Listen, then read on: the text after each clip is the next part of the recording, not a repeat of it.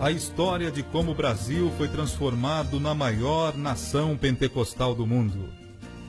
Enquanto o avivamento conquistava terrenos e dominava a vida religiosa em Chicago, fatos de alta importância envolveram 2 jovens suecos residentes nos Estados Unidos, que em breve teriam suas vidas intimamente ligadas à história das Assembleias de Deus no Brasil. Na cidade de South Bend, no estado de Indiana, morava um pastor batista que se chamava Gunnar Wingren. Atraído pelos acontecimentos do avivamento de Chicago, o jovem oriundo da Suécia foi a essa cidade a fim de saber o que realmente estava acontecendo ali. Diante da demonstração do poder divino, ele creu e foi batizado com o Espírito Santo. Pouco tempo depois, Gunnar Wingren conheceu outro jovem sueco que se chamava Daniel Berg. Esse jovem também fora batizado com o Espírito Santo. Após uma ampla troca de informações, experiências e ideias, Daniel Berg e Gunnar Wingren descobriram que Deus os estava guiando numa mesma direção, isto é, o Senhor desejava enviá-los com a mensagem do Evangelho a terras distantes, mas nenhum dos dois sabia exatamente para onde seriam enviados. O Senhor lhes falou através de uma mensagem profética que eles deveriam partir para pregar o Evangelho e as bênçãos do avivamento pentecostal. O lugar tinha sido mencionado na profecia Pará. Nenhum dos presentes conhecia aquela localidade. Após oração, os 2 jovens foram a uma biblioteca à procura de um mapa que lhes indicasse onde o Pará estava localizado. Foi quando descobriram que se tratava de um estado do norte do Brasil. Aqueles 2 jovens suecos sentiam arder em seus corações o entusiasmo e o zelo pela causa de Cristo. Eram tochas daquela mesma fogueira que começara a arder em Chicago. No dia 5 de novembro de 1910, a bordo do navio Clement, os missionários deixaram a frígida Nova York com destino à cálida Belém do Pará.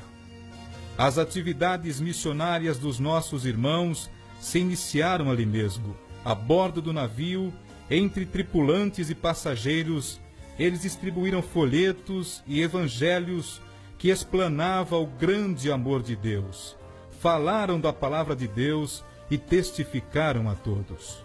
No dia 19 de novembro de 1910, em um dia de sol causticante, os 2 missionários desembarcaram em Belém do Pará. Eles não possuíam amigos ou conhecidos nessa cidade. Não traziam endereços de alguém que os acolhesse ou orientasse. Vinham unicamente encaminhados à graça de Deus. Tinham a protegê-los o Deus de Abraão. Carregando suas malas, enveredaram por uma rua. Ao alcançarem uma praça, sentaram-se em um banco para conversar e ali fizeram a primeira oração em terras brasileiras. Oraram por um povo que lhes eram desconhecidos, mas que já amavam e pelo qual estavam dispostos a sacrificar-se. Os avivamentos nascem como resultado de oração, pois aqueles que vivem no avivamento alimentam-se da oração. Os jovens missionários tinham o coração avivado pelo Espírito Santo e oravam de dia e de noite, sempre com a visão de que o campo é o mundo. Mesmo com a dificuldade de falar o português, pregavam nas praças, falavam do amor de Deus e entregavam os folhetos e bíblias para as pessoas. Daniel Berg, vendo esta dificuldade de idioma, se dedicava ao trabalho, enquanto Gunnar Wingren se dedicava aos estudos do idioma, o português.